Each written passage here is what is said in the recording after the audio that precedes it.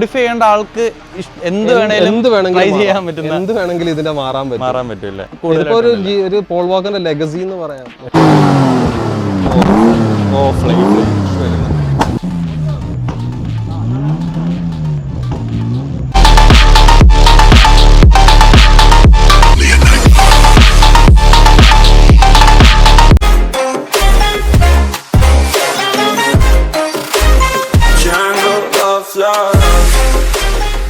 Welcome back to channel. This is last voyage. അപ്പോൾ ഇന്ന് നമ്മുടെ കൂടെ ഒരു സ്പെഷ്യൽ വണ്ടി ഉണ്ട് കേട്ടോ. അപ്പോൾ അത് വേറൊരു വണ്ടിയല്ല, വേണ്ട ഈ കാണുന്ന മുതലാണ് കേട്ടോ. ഇതാണ് Nissan skyline R34 GTT 2000 model.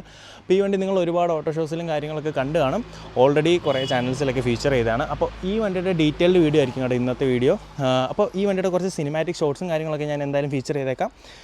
And നമുക്ക് ഈ വണ്ടിയുടെ ഡീറ്റെയിൽഡ് ആയിട്ടുള്ള കാര്യങ്ങൾ ഓണറിനോട് തന്നെ ചോദിച്ചിട്ട് ബാക്കി കാര്യങ്ങളെല്ലാം അറിയാം. അപ്പോൾ straight to the video. Nobody can steal my soul. Nobody can steal my fire. Nobody can steal my soul. Nobody can steal my soul.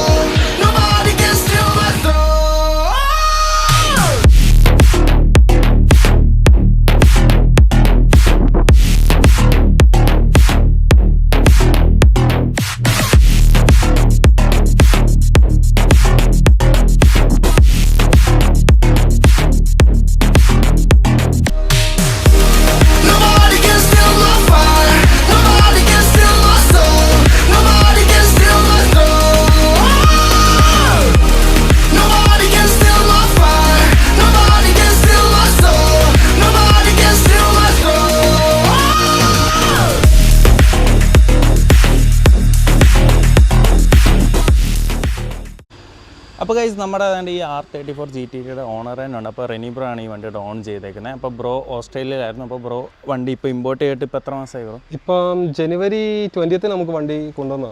Okay, അപ്പോൾ ബ്രോ തന്നെ ഇപ്പോൾ ഡീറ്റെയിൽസ് ആയിട്ട് പറയാം. അപ്പോൾ ബ്രോ ഓരോന്നോരോന്നായിട്ട് പറഞ്ഞോ.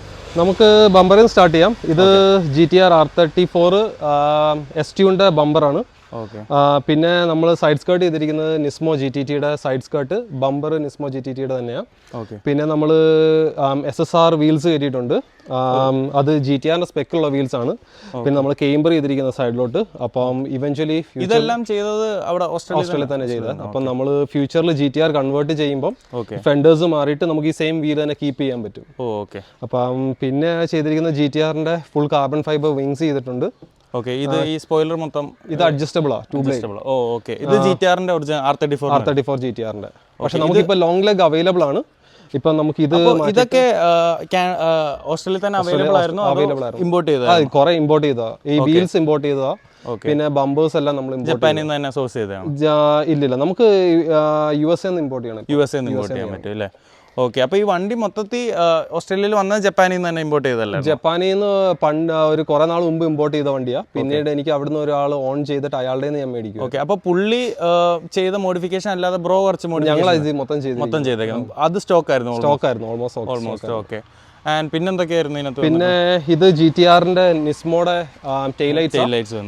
പക്ഷെ നമുക്ക് ഈ കവർ മാത്രമേ ഡിഫറെന്റ് ഉള്ളൂ GTRന്റെ. അപ്പം വൈറ്റ് ബോഡി നമ്മൾ ചെയ്യുമ്പോൾ ഈ ഇത് കവർ മാറിയാൽ മതി.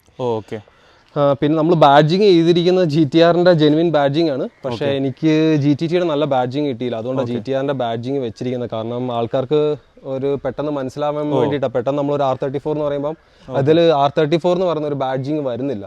അപ്പം ആൾക്കാർക്ക് അറിയില്ല. ആകെ ഉള്ളത് സ്കൈലൈൻ എന്ന് പറഞ്ഞൊരു സിൽവർ ക്രോം ബാഡ്ജിങ് ആണ് വരുന്നത്. അപ്പം GTRന്റെ ആണ് ഇത് ആക്ച്വലി എൻഗ്രേവ്ഡ് ആയിരിക്കും വരുന്നത് ബമ്പറിൽ തന്നെ. ഓക്കെ, ആൻഡ് എക്സോസ്റ്റ് നമ്മൾ ഫുള്ള് CS-ന്റെ റേസിംഗ് എക്സോസ്റ്റ് വെച്ചിട്ടുണ്ട്. ഇപ്പം അതിന്റെ റെസൊണേറ്റർ നമ്മൾ ഡിലീറ്റ് ചെയ്തിട്ടുണ്ട്. അത് റീസെന്റ് ചെയ്തതാ. ഇവിടെ കേരളത്തിൽ വന്നിട്ട് ചെയ്ത. പക്ഷെ അത് എൻ്റെ ഉണ്ട്. ഞാനത് തിരിച്ചു പോകുന്ന നേരത്ത് അത് എനിക്ക് തിരിച്ചു വെക്കണം. ഓക്കെ, തിരിച്ചു ചെയ്യുന്നുണ്ട് അല്ലേ? പിന്നെ നമ്മൾ വന്നിട്ട് ചെയ്തിട്ടുള്ളത് ബാക്കി പിന്നെ ഉള്ളത് ഇന്റീരിയർ ആണ്.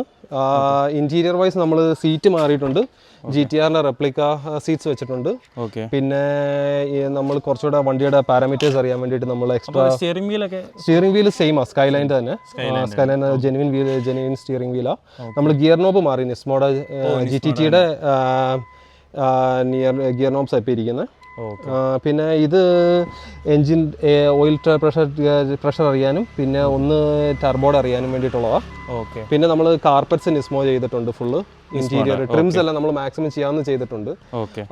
പിന്നെ വരുന്നത് ബോണറ്റ് നമ്മുടെ ടോപ്പ് സീക്രട്ടിന്റെ റെപ്ലിക്ക ബോണറ്റ് ഒറിജിനൽ അല്ല, ഒറിജിനൽ ഇപ്പോൾ അവൈലബിൾ അല്ല, ഇപ്പോൾ അതുകൊണ്ട് നമ്മൾ റെപ്ലിക്ക വെച്ചിരിക്കുന്നത്. പിന്നെ എൻജിൻ വൈസ് നമ്മൾ ചെയ്യുമ്പം ഹുഡ് ഇപ്പോൾ എൻജിൻ ബേലാണെങ്കിൽ നമ്മൾ ആക്ച്വലി ചെയ്തിരിക്കുന്നത് മെയിൻ ആയിട്ട് ചെയ്തിരിക്കുന്നത് ടർബോ അപ്ഗ്രേഡാണ്.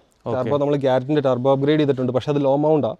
അപ്പം ഇവിടുത്തെ ഹീറ്റ് ഇഷ്യൂ കാരണം നമ്മൾ ഹൈ മൗണ്ട് ചെയ്ത എഞ്ചിന് പ്രോബ്ലംസ് വരാറുണ്ട്. കാരണം വണ്ടി റിയർ വീൽ ഡ്രൈവ് അല്ലേ? റിയർ വീൽ ഡ്രൈവ് ആണ്, പക്ഷേ റിയർ സ്റ്റിയറും ഉണ്ട്. റിയർ സ്റ്റിയറിംഗ് ഉണ്ട്. ഓക്കെ. ഇതിന് ഹിക്കാസുള്ള, ഇത് ജെനുവിൻ മാനുവലാണ്. ഓക്കെ. ആൻഡ് പിന്നെ നമുക്ക് സ്റ്റോക്ക് എത്രയായിരുന്നു പവർ ഔട്ട്പുട്ട്? സ്റ്റോക്ക് വരുന്നത് 280 ആണ്, പക്ഷേ ഇപ്പം നമ്മൾ 320 ചെയ്തിട്ടുണ്ട് അല്ലേ? ഇപ്പം നമ്മൾ അതിന്റെ കോയിൽ പാക്സ് മാറിയിട്ടുണ്ട്, ഓക്കെ. ഇഞ്ചക്ടേഴ്സ് അപ്ഗ്രേഡ് ചെയ്തിട്ടുണ്ട്. പിന്നെ വണ്ടിയുടെ സസ്പെൻഷൻ നമ്മൾ ഫുള്ള് BC റേസിംഗിന്റെ സസ്പെൻഷൻ കെട്ടിയിട്ടുണ്ട്, 32 സ്റ്റേജ്. ഓക്കെ. പിന്നെ അഡ്ജസ്റ്റബിളാ, നമുക്ക് സോഫ്റ്റിന് നമുക്ക് ട്രാക്കിൽ പോകണമെങ്കിൽ ഇത് ജസ്റ്റ് തിരിച്ച് 32 സ്റ്റേജ് നമുക്ക് ഇങ്ങനെ അപ്ഗ്രേഡ് ചെയ്താൽ മതി. അവിടെ ട്രാക്ക് യൂസ് ചെയ്തായിരുന്നോ? ട്രാക്ക് യൂസ് ചെയ്തില്ല, എന്തെങ്കിലും യൂസ് ചെയ്യുവാണെ അപ്ഗ്രേഡ് ചെയ്തപ്പോൾ അതിന് വേണ്ടിയിട്ട് ചെയ്തതന്നേ ഉള്ളൂ. പിന്നെ വരുന്നത് HKSന്റെ ബ്ലോ ഓഫ് വാൽവ് വെച്ചിട്ടുണ്ട്. ഓക്കെ.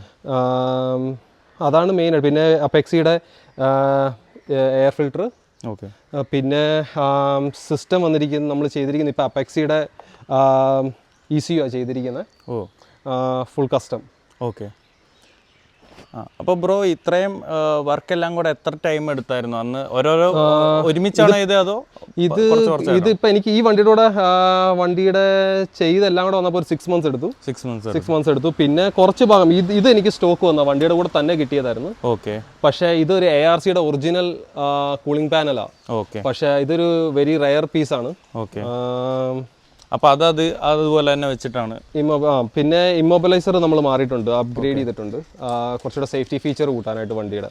ഓക്കെ. അപ്പോൾ ഈ വണ്ടി ഓൺ ചെയ്തിട്ട് ഇപ്പോൾ എത്ര നാളായി അവിടെ? ഇപ്പം ഓൾമോസ്റ്റ് 2 ഇയേഴ്സ് ആകാറായി. 2 ഇയേഴ്സ് ആയി. ഇപ്പോൾ ഇവിടെ കേരളത്തിൽ ഇപ്പോൾ കൊണ്ടുവന്നിട്ട് 4 മന്ത്സ്. 4 മന്ത്സ് ആയി. ഓക്കെ. സോ ഗൈസ് നമുക്ക് വേണ്ട വണ്ടിയുടെ എക്സോസ്റ്റ് നോട്ട്.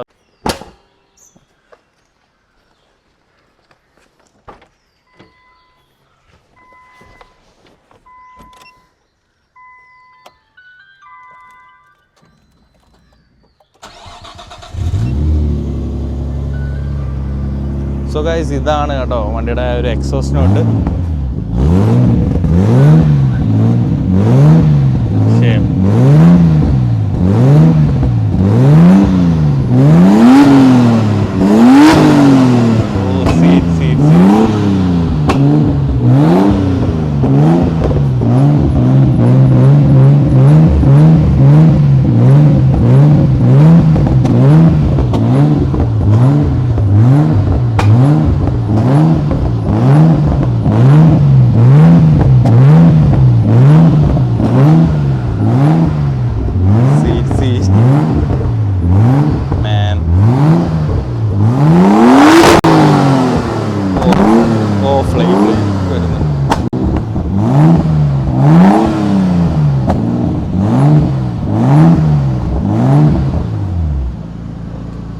ഫ്ലെയിമൊക്കെ വന്നായിരുന്നു. നമ്മളിപ്പം ജസ്റ്റ് റെസൊണേറ്റർ ഡിലീറ്റ് മാത്രം ഒന്ന് ചെയ്തിട്ടുണ്ട്. ഓക്കെ. പക്ഷെ ക്യാറ്റ് ഉണ്ട്, ഇപ്പോഴും ക്യാറ്റ് ഇൻസ്റ്റാൾ ചെയ്തിട്ടുണ്ട്. ഇപ്പം വണ്ടി എന്താ പ്രോബ്ലം എന്ന് വെച്ചാൽ നമ്മൾ ഈ വണ്ടി ലോ RPM റിച്ചായിട്ട് റൺ ചെയ്യുന്നത്. അതുകൊണ്ട് ഒത്തിരി ഫ്യൂവൽ വേണം ലോ RPM. നമുക്കിപ്പോ ഇവിടെ സ്പീഡ് എടുക്കാൻ പറ്റാത്തതുകൊണ്ട് ഒത്തിരി ഫ്യൂവൽ എക്സ്ട്രാ ഇങ്ങനെ ബേൺ ആയി പോവാം. അപ്പൊ എത്രയായിരുന്നു ഒരു ഗ്യാസ് മൈലേജ് എത്ര വരുന്നുണ്ട്? നമ്മളിപ്പോ ലോ RPM ഇവിടെ മുഴുവൻ ഓടിക്കുന്നത്. അപ്പൊ അതുകൊണ്ട് നമുക്കൊരു 3-4 ഒക്കെ വരുന്നുണ്ട്. അതേസമയം നമ്മളൊരു 80-ലൊക്കെ ലോങ് ഡിസ്റ്റൻസ് പോവാണെങ്കിൽ നമുക്കൊരു 7-8 ഒക്കെ കിട്ടും. 7-8 ഒക്കെ കിട്ടുന്നുണ്ട് അല്ലേ? അത് മാനുവൽ ആണ്, ഓട്ടോമാറ്റിക് വണ്ടികളാണ് അതി താഴും അല്ലേ? സോ ഗൈസ് ഇതാണ് കേട്ടോ വണ്ടിയുടെ ലുക്ക്. ഇത് Xenon ഹെഡ്ലൈറ്റ് ആ വരുന്നത്, GTRന്റെ ഹെഡ്ലൈറ്റ്. അത് കേരളത്തിൽ കൊണ്ടുവന്നിട്ട് എങ്ങനെയുണ്ട്? ആൾക്കാരുടെ ഒക്കെ ഒരു നല്ല റെസ്പോൺസാ ഉണ്ടല്ലേ? ആൾക്കാർക്ക് ഒത്തിരി ഇഷ്ടമുള്ള വണ്ടിയാണ്. ഞാൻ ഇത്രയും ആൾക്കാർക്ക് ഒരു വണ്ടിയോട് ഇത്ര ക്രൈസ് ഉണ്ടെന്ന് വിചാരിച്ചില്ല. പ്രത്യേകിച്ച് എനിക്ക് തോന്നുന്നു ജാപ്പനീസ് കാസിനോട് ഇവിടെ പ്രത്യേകിച്ച് ഇല്ലേ അതിലൊരു ട്യൂണിങ് കേപ്പബിലിറ്റി ആൾക്കാർക്ക് മനസ്സിലായിട്ടുണ്ട്. അപ്പൊ അവർക്ക് അതിനോട് ഭയങ്കര പാഷൻ, ആൾക്കാർക്ക് ഒത്തിരി ഇഷ്ടമാണ്. ഇപ്പൊ തന്നെ എനിക്കൊന്ന് 4 ഓട്ടോ ഷോസിലും നമ്മൾ വണ്ടി കൊണ്ടുപോയി കാണിച്ചു. കാരണം നമുക്ക് എല്ലാരെയും വണ്ടി കാണിക്കണമെന്നുണ്ട്. ഒത്തിരി പേര് മെസ്സേജ് അയക്കുന്നുണ്ട്, തിരുവനന്തപുരം, കാസർഗോഡ്, അങ്ങനെ എല്ലായിടത്തുനിന്നും നമുക്ക് ആൾക്കാർ ഇങ്ങനെ മെസ്സേജ് അയക്കുന്നുണ്ട്. പക്ഷെ നമുക്ക് ബ്രോ ഇത് കൊണ്ടുവന്നതും ഞാൻ ഇങ്ങനെ കണ്ടായിരുന്നു, ഒരുപാട് ടൈം എടുത്താണില്ലേ വണ്ടി ഇവിടെ എത്തിച്ചതാണ്. പ്രോസസ്സിങ്ങിന് ഒത്തിരി ടൈം എടുത്തു. കാരണം ഓസ്ട്രേലിയയിൽ നിന്ന് ആദ്യമായിട്ടാണ് ഒരു വണ്ടി ഇങ്ങനെ വരുന്നത്, കാർനെറ്റ് ത്രൂ. അപ്പം അത് കാർനെറ്റിനെ കുറിച്ച് നമ്മൾ കേട്ടിട്ടുണ്ടല്ലോ, അത് ഓസ്ട്രേലിയയിൽ ചെയ്യേണ്ടത് എങ്ങനെയാണെന്ന് പലർക്കും അറിയത്തില്ല. അപ്പം അത് നമ്മൾ റിസർച്ച് ചെയ്ത് തന്നെ ചെയ്യേണ്ട വന്നു. പിന്നെ ഷിപ്മെന്റിന്റെ കാര്യം കുറെ പ്രോബ്ലം വന്നു, ഇടയ്ക്ക് ക്യാൻസൽ ആയി പോയി. എനിക്കൊന്ന് ചെന്നൈ പോർട്ടിലായിരുന്നില്ലേ? ചെന്നൈ പോർട്ടിലായിരുന്നു. എനിക്ക് ഫാസ്റ്റ് ഡെലിവറി വേണ്ടതുകൊണ്ട് എനിക്ക് ചെന്നൈ പോർട്ടായിരുന്നു ഒരു ഓപ്ഷൻ ഉണ്ടായിരുന്നത്. ബാക്കി എല്ലായിടത്തും പിന്നെ എന്നിട്ട് നമുക്ക് ഷിപ്മെന്റ് ലേറ്റ് ആയി, 12 days ലേറ്റ് ആയി. ഏകദേശം 52 days എടുത്തു വണ്ടി കണ്ടെയ്നറിൽ 52 days ഇരുന്നു. ഓക്കെ, അവിടുന്ന് വരാനായിട്ട് ഒരുപാട് ടൈം എടുത്തില്ലേ? ടൈം എടുത്തു. ബാറ്ററി എല്ലാം ഡിസ്കണക്ട് ചെയ്തിരിക്കുക. എന്നിട്ട് നമ്മൾ ഫസ്റ്റ് അറ്റംപ്റ്റിൽ തന്നെ വണ്ടി സ്റ്റാർട്ടായി, നമുക്ക് ഇഷ്യൂസ് ഒന്നും ഉണ്ടായില്ല. പക്ഷെ ഭയങ്കര ഡസ്റ്റി ആയിരുന്നു വന്ന സമയത്ത്. അവര് ഗ്ലാസ് ഇച്ചിരി താത്തിയിടും ഇതിനകത്ത് പ്രഷർ കയറി ഇതാകാതിരിക്കാനായിട്ട്. അപ്പം വണ്ടിക്കകത്തെല്ലാം ഭയങ്കര പൊടിയും കാര്യങ്ങളൊക്കെ ആയിരുന്നു. അപ്പോൾ ബ്രോ ഇനിയും ഈ വണ്ടിയിൽ ഇനിയും കുറെ മോഡ് ചെയ്യാൻ തിരിച്ചു ഞാൻ ഇത് ആക്ച്വലി എടുത്തത് ഒരു GTR കൺവേർഷന് വേണ്ടിയിട്ടാണ്. കാരണം R34 GTR കൺവേർഷന് വേണ്ടിയിട്ടായിരുന്നു. അപ്പം ഇവഞ്ചലി ഒരു RB26 എഞ്ചിൻ സ്വാപ്പിന് നോക്കുന്നുണ്ട്. ഇപ്പോൾ എഞ്ചിൻ അവൈലബിൾ ആയി വന്നപ്പോഴത്തേക്കും പ്രോബ്ലം എന്ന് വെച്ചാൽ അതിന്റെ വയറിംഗ് ഹാർനസ് അവൈലബിൾ അല്ല. അപ്പം ചെയ്യുമ്പോൾ 6 സ്പീഡ്, അപ്പൊ ഗിയർ ബോക്സ് കിട്ടിയിട്ടില്ല. അപ്പൊ ഗിയർ ബോക്സ് ഒരു ഇഷ്യൂ ആയി. ഇപ്പം 6 സ്പീഡ് ഗിയർ ബോക്സ് വേണം, വയറിംഗ് ഹാർനസ് കിട്ടാനുണ്ട്. അപ്പൊ അങ്ങനെ കുറച്ച് സാധനങ്ങൾ എല്ലാം കൂടെ ഒരുമിച്ച് ചെയ്താലേ കിട്ടത്തുള്ളൂ. അപ്പോഴും പക്ഷെ വണ്ടി റിയർ വീൽ ഡ്രൈവ് ആയിരിക്കും. ഓൾ വീൽ ഡ്രൈവ് കൺവേർഷന്റെ ഒരു ഇതും കൂടെ കിട്ടാനുണ്ട്. ഇപ്പം അത് സോഴ്സ് ചെയ്യാൻ നോക്കുന്നുണ്ട്. ബ്രോ ഇതൊരു ബിൽഡായിട്ട് തന്നെ ഇത് എൻ്റെ ഒരു പ്രൊജക്ട് കാറായിട്ടാണ് എനിക്ക് താല്പര്യം. പക്ഷേ അറിയില്ല, വേറെ വണ്ടികളും ഇങ്ങനെ വരുന്നുണ്ട്. അപ്പൊ ഇനിയും എടുക്കുവാണെങ്കിലും കൂടുതലും ജാപ്പനീസ് കാസിലോട്ടാണ് എനിക്ക് ഞാനിപ്പോ അമേരിക്കൻ മസിൽ യൂസ് ചെയ്തിട്ടുണ്ട്, മസ്താങ് യൂസ് ചെയ്തിട്ടുണ്ട്. പക്ഷെ അപ്പം അത് ഓടിക്കുന്നതിനേക്കാളും ഒരു രസവും റിലയബിലിറ്റി എല്ലാം ജപ്പാൻ വണ്ടികൾക്ക് തന്നെയാണ്. ഇതിപ്പം 200,000 kilometers ആയി വണ്ടി. എനിക്ക് ഒരു ഇഷ്യൂ ഉണ്ടായിട്ടില്ല. ഞാൻ കേരളത്തിൽ തന്നെ ഇപ്പൊ ഓൾമോസ്റ്റ് 10,000 kilometers ഓടിയില്ല. അപ്പൊ എനിക്ക് ഒരു പ്രോബ്ലം എന്ന് വെച്ചാൽ ഒരിടത്തും ഒരു പ്രോബ്ലം വന്നിട്ടില്ല, ഒരു ബ്രേക്ക് ഡൗൺ വന്നിട്ടില്ല. ഓവർ ഹീറ്റിംഗ് ഇഷ്യൂസ് വരുന്നുണ്ട്, യെസ്. അത് ഇപ്പം ഓൾമോസ്റ്റ് ഇത്രയും വലിയ എഞ്ചിനൊക്കെ ആകുമ്പോൾ ഓവർ ഹീറ്റിംഗ് ഇഷ്യൂസ് വരും. അപ്പം അതൊഴിച്ച് ബാക്കി എനിക്ക് ഈ വണ്ടി കൊണ്ട് യാതൊരു പ്രോബ്ലം ഉണ്ടായിട്ടില്ല. പക്ഷേ ഇപ്പോൾ എനിക്കൊന്നും നാട്ടില് കേരളത്തിൽ ഇത് മാത്രമല്ലേ ഉള്ളൂ GTT R34 ആയിട്ട് വന്നത്. കേരളത്തിൽ ജെനുവിൻ GTT സ്കൈലൈൻ ഒരെണ്ണേ ഉള്ളൂ കേരളത്തിൽ അറ്റ് ദ മൊമെന്റ്. അത് കാർനെറ്റിൽ വന്ന ഒരു വണ്ടിയേ ഉള്ളൂ. ഇന്ത്യയിൽ സ്കൈലൈൻ R34 എന്റെ അറിവിൽ 5 എണ്ണം ഉണ്ട്. അതിൻ്റെ അകത്ത് 2-3 എണ്ണം GTR ആണ്. പിന്നെ ഒരെണ്ണം GTR ആയിട്ട് ഓൾറെഡി കൺവേർട്ട് ചെയ്ത വണ്ടിയാണ്. അപ്പൊ അതാണ് ഞാനും പ്ലാൻ ചെയ്യുന്നത്, GTR കൺവേർഷൻ ചെയ്യാൻ വേണ്ടിയിട്ട്. പിന്നെ ഉള്ളത് ഒരു ഓട്ടോമാറ്റിക് GTT ഉണ്ട്, ബാംഗ്ലൂർ എണ്ണം ഉണ്ട്.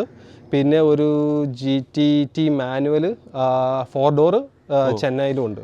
പിന്നെ ഒരു നമ്മുടെ കേരളത്തിൽ ഒരു GTR രജിസ്റ്റർ ആയിരുന്നു 2008. അത് ഇപ്പോൾ ചെന്നൈയിലുള്ളത്. പക്ഷേ ഓൾമോസ്റ്റ് ഒരു GTR ഇപ്പൊ റണ്ണിങ്ങിലല്ല. എല്ലാവരും അത് പ്രിസർവ് ചെയ്യാൻ നോക്കുന്ന ഒരു വണ്ടിയാണ്.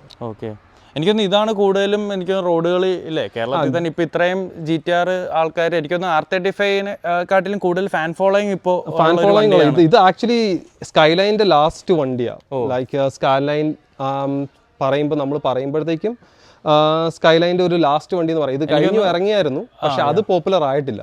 ഫാസ്റ്റ് ആൻഡ് ഫ്യൂരിയസ് എന്ന് പറഞ്ഞ സിനിമ തന്നെ ഒരുപാട് എനിക്ക് തോന്നുന്നു ഈ വണ്ടിയെ പ്രൊമോട്ട് ലൈക്ക് ഒരുപാട് പോൾ വാക്കറിന്റെ ഇതിലുള്ളത് തന്നെ അത് R34 GTR ആണ്. അതെ. ബട്ട് അത് ആ ഒരു സീരീസിൽ തന്നെ വരുന്നതുകൊണ്ട് തന്നെ അത് ഒരുപാട് ഫാൻ ഫോളോയിങ് ഒരു പോൾ വാക്കറിന്റെ ലെഗസി എന്ന് പറയാം. ആ ഒരു ഇതിലോട്ട് ആ കളറിലോട്ടൊക്കെ മാറ്റാനുള്ള ഇതുണ്ട്. നേരത്തെ എനിക്കൊന്നൊരു ചെറിയ റാപ്പ് ചെയ്തായിരുന്നു. ഞാനൊരു പോൾ വാക്കറിന്റെ സ്റ്റിക്കർ ചെയ്തായിരുന്നു. അതെനിക്ക് ഒത്തിരി പിള്ളേർ മെസ്സേജ് അയച്ചു. ലൈക്ക് ഒത്തിരി ഫാൻ ബേസ് ഉള്ള ഒത്തിരി നമ്മുടെ ഇവിടെ നാട്ടിലുള്ള കുറെ ആൾക്കാർ എനിക്ക് മെസ്സേജ് അയച്ചു, ഈ വണ്ടിയിൽ ആ സ്റ്റിക്കർ ചെയ്യുമോ എന്ന് ചോദിച്ചു. അതിന്റെ ഇതിൽ ഞാനൊരു ഇത് ചെയ്തു. ഇനി ഞാൻ പെയിന്റ് അപ്ഗ്രേഡ് നോക്കുന്നുണ്ട്. പിന്നെ കുറച്ച് വർക്ക് ചെയ്യാനുണ്ട്. അതിപ്പം എന്തൊക്കെ നമുക്ക് ഈ വണ്ടിയുടെ എല്ലാ പാർട്സും മാറാൻ പറ്റും അല്ലേ? ഈ ഇഷ്ടംപോലെ ഒരു മോഡിഫൈ ചെയ്യേണ്ട ആൾക്ക് എന്ത് വേണമെങ്കിലും ഇതിന്റെ മാറാൻ പറ്റില്ല. പക്ഷെ അന്ന് അവരിറക്കിയത് അത് അവരുടെ ഒരു ഡെയിലി വണ്ടി, ഒരു പർപ്പസിന് അവരുടെ ഒരു ട്രാക്ക് വണ്ടി. നമ്മളിപ്പം നമ്മുടെ ഇവിടെ ഇറങ്ങുന്ന ഒരു S മോഡലോ അല്ലെങ്കിൽ ഒരു AMG അങ്ങനെ ആ ഒരു സെക്ടറിലാണ് അവർ GTR ഇറക്കിയത്. ഇത് ജസ്റ്റ് അതിന്റെ ബേസ് മോഡൽ. അപ്പം ഇതിനും ബേസ് ഉണ്ട്. ഓട്ടോമാറ്റിക് ടർബോ, നോൺ ടർബോ കിട്ടും. പിന്നെ മാനുവൽ നോൺ ടർബോ കിട്ടും. പിന്നെ GTT തന്നെ ഇത് സ്കൈലൈൻ, ഇത് GTT skyline genuine manual genuine turbo. ഫാക്ടറിയിൽ നിന്ന് അങ്ങനെ എല്ലാം വെച്ചാ വരുന്നത്, റിയർ സ്റ്റിയർ എല്ലാം വെച്ചാ വരുന്നത്. അങ്ങനത്തെ വണ്ടി കുറവാണ്. ആൾക്കാർ അന്ന് എടുത്തതെല്ലാം GT മാനുവലും നോൺ ടർബോ വണ്ടികളാണ് കുറെ ഇറങ്ങിയിരിക്കുന്നത്. അതാണ് നമ്മളിപ്പോൾ മാർക്കറ്റിൽ ഒത്തിരി ചീപ്പായിട്ട് കാണുന്നത്. GTT ഇപ്പോൾ പ്രൈസ് കയറി വരുന്നുണ്ട്, കാരണം GTR ഇപ്പോൾ R34 ഇപ്പോൾ അഫോർഡബിൾ അല്ല. ഓക്കെ. ആൻഡ് ഓൾസോ R35 അവർ ഓൾമോസ്റ്റ് സ്റ്റോപ്പ് ആയില്ല. R35 ഇപ്പൊ R36 ഇറങ്ങുമെന്ന് വിചാരിക്കും. സ്റ്റിൽ ഇത് ഈ വണ്ടി 2-3 വർഷം കഴിഞ്ഞാലും പ്രൈസ് കൂടാനുള്ള ചാൻസസ് തന്നെ. ഇത് ഒരിക്കലും കുറയത്തില്ല, ഒരിക്കലും കുറയത്തില്ല. സ്കൈലൈൻ ഇപ്പോൾ മാർക്കറ്റിൽ എന്നും ഡിമാൻഡ് ഉള്ള ഇപ്പോൾ ഒരു വണ്ടിയാണ്. ഓക്കെ. അപ്പോൾ മൊത്തത്തിൽ ബ്രോ ഇനിയും ഈ വണ്ടിയിൽ ഇനി ഒരുപാട് പണികൾ കാര്യങ്ങളൊക്കെ ചെയ്യാൻ വേണ്ടി നിൽക്കുവാണല്ലേ? എനിക്ക് ഓരോരോ വീഡിയോ കാണുമ്പോൾ ഓരോരോ ഐഡിയാസ് കിട്ടും. ഇപ്പൊ നമ്മളിപ്പോ ഞാൻ ആദ്യം പ്ലാൻ ചെയ്ത ഐഡിയ അല്ല ഇപ്പൊ വർക്ക് ആകുന്നത്. പല രീതിയിലോട്ട് നമ്മളിപ്പോ ഓരോന്നും കാണാൻ നമുക്ക് ഒരു അട്രാക്ഷൻ തോന്നും. ആ വണ്ടിയിൽ നമ്മുടെ വണ്ടിയിൽ ഇങ്ങനെയാണെങ്കിൽ ഇങ്ങനെ ചെയ്താൽ നല്ലതായിരുന്നു. എനിക്കിപ്പോ സ്പോയിലർ ഇപ്പൊ ഒന്ന് ഹൈ റൈസ് സ്പോയിലർ ആക്കിയാൽ കൊള്ളാമെന്നുണ്ട്. അപ്പൊ അതിന്റെ ലെഗ്സ് മാറ്റിയിട്ട് ഇച്ചിരി കൂടെ ഹൈ റൈസ് ലെഗ്സ് കയറ്റണമെന്നുണ്ട്. അപ്പം അത് ചെയ്യാൻ നമുക്ക് അഡ്ജസ്റ്റബിൾ അല്ലേ? ഇത് ബ്ലേഡ് അഡ്ജസ്റ്റബിൾ ആണ്, പക്ഷെ നമുക്ക് ഹൈറ്റ് അഡ്ജസ്റ്റ് ചെയ്യാൻ പറ്റത്തില്ല. ഇപ്പം പ്രശ്നം എന്താ വെച്ചാൽ നമുക്ക് റിയർ വ്യൂ മിററിൽ അത് ശരിക്കും ലൈക്ക് വർക്ക് ഡൗൺ ഫോഴ്സ് നമുക്ക് നമ്മളത് ഇപ്പം നമ്മുടെ ഇതുണ്ടെങ്കിൽ വെച്ചാൽ നമ്മൾ തിരിച്ചിട്ട് താഴോട്ട് ചെയ്താൽ ഡൗൺ ഫോഴ്സ് കൂടും. പക്ഷെ ഇപ്പൊ എനിക്ക് കുറച്ചുകൂടെ ലുക്ക് കിട്ടാനായിട്ട് ഇപ്പൊ രാത്രി നമുക്ക് പുറകിൽ ലൈറ്റ് വന്ന് അടിക്കുമ്പോൾ റിയർ വ്യൂ മിററിൽ ഒത്തിരി പ്രോബ്ലംസ് വരുന്നുണ്ട്. അപ്പൊ അതുകൊണ്ടാണ് ഞാനിപ്പം അങ്ങനെ ഹൈറ്റ് ഇത് ചെയ്ത് വെച്ചിരിക്കുന്നത്. ഇവിടെ പോകുന്ന സമയത്ത് പോലീസിന്റെ അങ്ങനത്തെ സീനൊന്നും ഇല്ല, അവർക്കെല്ലാം വണ്ടി ഇഷ്ടമാണ്. ആക്ച്വലി ഈ ഒരു KL നമ്പർ കാണുമ്പോൾ നമുക്ക് കസ്റ്റമായിട്ട് തന്നെ അവിടെ കസ്റ്റമായിട്ട് തന്നെ ഇത് കസ്റ്റം ചെയ്തതാണ്. പിന്നെ പോലീസുകാർ കണ്ട് ഒരു പ്രാവശ്യം നിർത്തിച്ചപ്പോഴും അവർക്ക് വണ്ടി ഇഷ്ടപ്പെട്ടു. ക്യൂരിയസ് ആയിട്ടുള്ള കാര്യം. ഇപ്പൊ അവര് പറഞ്ഞു വണ്ടി നോർമൽ ഇത്ര ലൗഡ് ആണോ? നമ്മൾ വണ്ടി മാക്സിമം ലൗഡ് തന്നെയാണ്. മാക്സിമം ലൗഡ് അല്ല, മീൻസ് ലൗഡ് അല്ല വണ്ടി. വണ്ടിയുടെ ഒറിജിനൽ, അതായത് സ്ട്രെയിറ്റ് പൈപ്പ് ഒന്നും അല്ല വണ്ടിക്ക് ക്യാറ്റ് ഉണ്ട്, റെസനേറ്റർ ഉണ്ട്, ഇതെല്ലാം കഴിഞ്ഞ് എൻ മഫ്ലറും ഉണ്ട്. ഇത് വരുന്ന എഞ്ചിൻ കൺഫിഗറേഷൻ ഏതായിരുന്നു? ഇത് RB25 DET നിയോ എന്ന് പറയും. ഓക്കെ. ഇപ്പം നമ്മൾ അതിന്റെ ആ ഇഞ്ചക്ടേഴ്സ് തന്നെ മാറുമ്പോൾ തന്നെ വണ്ടിക്ക് ഓൾമോസ്റ്റ് അത്യാവശ്യം ഫ്യൂവൽ കൂടുതൽ കിട്ടും, പവർ കൂടുതൽ കൂടും, അങ്ങനെ ഒത്തിരി വ്യത്യാസമുണ്ട്. പക്ഷെ ലോ RPM ഫ്യൂവൽ ഒത്തിരി എക്സ്ട്രാ ബേൺ ചെയ്യുന്നുണ്ട് അല്ലേ? ഇപ്പൊ ഈ അടിക്കുന്ന ഫ്യൂവൽ ഏതാണ്? ലൈക്ക് ഇപ്പം ഞാനിപ്പോ ഇവിടെ വന്നപ്പോഴത്തേക്ക് ഞാൻ ഫ്യൂവൽ കോൺഫിഗറേഷന് വേണ്ടിയിട്ട് 95 യൂസ് ചെയ്യുന്ന രീതിയിലാണ് ട്യൂൺ ചെയ്തിരിക്കുന്നത്. അപ്പൊ അതുകൊണ്ട് തന്നെ വണ്ടിയുടെ പവർ, കാരണം ഞാൻ 320 ആണ് ഇപ്പോൾ വണ്ടിക്ക് കിട്ടുന്നത് അറ്റ് ദ മൊമെന്റ്. ബട്ട് അത് ശരിക്കും പ്രോപ്പർലി ഒന്ന് റീട്യൂൺ ചെയ്താൽ വണ്ടി ഒരു 360 ഒരു 40 ഹോഴ്സ് പവർ കൂടെ എക്സ്ട്രാ കിട്ടും. ഓക്കെ. നമുക്ക് ലൈക്ക് പവർ ഔട്ട്പുട്ട് മാക്സിമം വരെ എനിക്കൊന്ന് അതിലും മണ്ടയ്ക്കും പോകാൻ പറ്റും. അപ്പോൾ നമുക്കിപ്പം എനിക്ക് അതിന്റെ ഇൻടേക്ക് മാനിഫോൾഡ് മാറണം.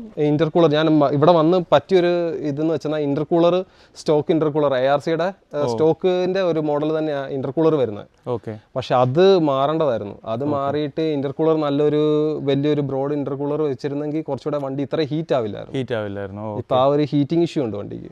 അപ്പൊ ഇനി വണ്ടി എത്ര നാള് ഇനിയിപ്പോ ഉടനെ തന്നെ തിരിച്ചു കൊണ്ടുപോകും? ഇനിയിപ്പോ ഒരു 1 month, ഒരു 2 weeks. 2 weeks കൂടെ കഴിഞ്ഞാൽ നമുക്ക് ഇനി എന്താണ്ട് ഈ R34 GTT നമ്മുടെ കേരള റോഡ്സിൽ കാണത്തില്ല.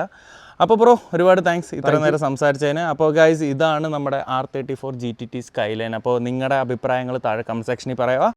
അപ്പോൾ ഗൈസ് അത്രയൊക്കെ ഉള്ളായിരുന്നു ഇന്നത്തെ ഒരു വീഡിയോ. നിങ്ങൾക്ക് വീഡിയോ ഇഷ്ടപ്പെട്ടെന്ന് വിചാരിക്കുന്നു. ഇഷ്ടപ്പെട്ടുണ്ടെങ്കിൽ മറക്കാ ചാനൽ സബ്സ്ക്രൈബ് ചെയ്യുക, അതുപോലെ ബെല്ലൈക്കൻ എനേബിൾ ചെയ്യുക. പുതിയൊരു വീഡിയോ കാണുന്നവരെ this is last voyage. See in the next video.